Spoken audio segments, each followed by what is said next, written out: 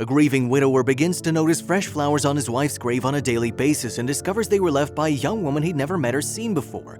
Who was she and how did she know his wife? When Edgar Brooks' wife Caroline died of cancer, he was left all alone, depressed. He and Caroline had been married for 45 years, and despite the fact that they had no children, their lives were filled with love and peace. Caroline was a homemaker and Edgar had retired as a teacher. When Caroline was bedridden after her diagnosis, Edgar spent days and nights by her bedside, looking after her and assuring her that everything would be fine. "You'll be fine soon, honey, and you'll see everything would be great," he'd assure her. But deep down, Edgar was aware that it wasn't really an assurance for Caroline, but for him, because he could handle losing anything in life but his beloved wife. However, as luck would have it, Caroline died of cancer, leaving him all alone. After losing his beloved better half, Edgar didn't feel like doing anything and followed the same monotonous schedule. He'd eat breakfast at a local diner, then buy a bouquet of Caroline's favorite flower and head to the cemetery where he sat beside her grave and spent hours talking to her. "How are you, Caroline? Do you like the shirt I'm wearing today? If only I had a little more time with you, I would have taken you on a world tour. You promised you wouldn't leave me, Caroline, remember?" He'd say to her, occasionally crying out like a child when he realized she never returned. Seeing the 81-year-old Edgar sobbing his heart out at his wife's grave, nobody would believe he was the same cheerful man he'd been with Caroline around him. But outliving his wife had aged the man in an instant and left him heartbroken and devastated. One morning, Edgar arrived at the cemetery and was perplexed when he noticed fresh flowers on Caroline's grave. At first, he thought it was left there by mistake or by a close friend of Caroline's who might have been paid her a visit.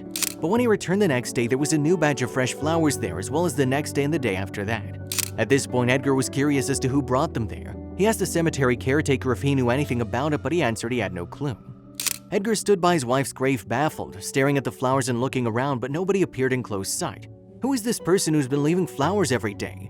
As he placed the bouquet he brought, he whispered, "Looks like someone loves you just as I do, honey, but I really don't know who this person is.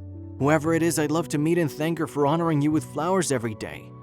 And so Edgar decided to skip breakfast the next day and head to the cemetery early to see if he could catch a glimpse of this mysterious person. When he arrived, he found a young woman placing flowers on Caroline's grave. She wore a simple black dress with matching stilettos. She clasped her hands, muttered a brief prayer, and prepared to leave after placing the flowers, but Edgar stopped her. "Excuse me, please wait," he called out to her, and the young woman stopped in her tracks upon hearing his voice. Edgar walked as fast as he could with his cane and was panting heavily as he approached her. "Mr. Brooks, are you okay? You look tired," the woman said, concerned. Edgar stared up at her, his eyes wide open with surprise. He'd never seen or met her, so how did she know who he was? "Young lady, how do you know who I am, and how do you know my wife?" he asked in a trembling voice. The young woman smiled at him. "Would you mind if we take a seat, Mr. Brooks? There's a lot I'd like to share with you," she suggested. The older man didn't quite understand what was happening, but he followed her regardless. He sat down on a bench nearby and the young lady introduced herself. "I'm guessing your wife never told you about me. My name's Amanda Jenkins and I'm your wife's daughter." Edgar's cheeks flushed, surprised by the revelation, but he refused to believe Amanda's words. "Daughter? Look, miss, this is a terrible joke. Do you think you can just tell a random story and I'd believe that? It's a terrible, terrible thing. I have no idea why you're doing this, but please don't insult the memory of my wife by saying such things. Caroline couldn't have children, so it's not possible." "I'm sorry you're learning about this now that she's gone, Mr. Brooks, but I'm not lying." Amanda showed him a photo of a crumpled note with something scribbled on it from her phone's gallery. Edgar took the phone at his hands and upon closer inspection, he recognized Caroline's handwriting. This can't be true," the man said in a shaky voice as he read the message. "Dear Josh, if you find this note, please do not come looking for me.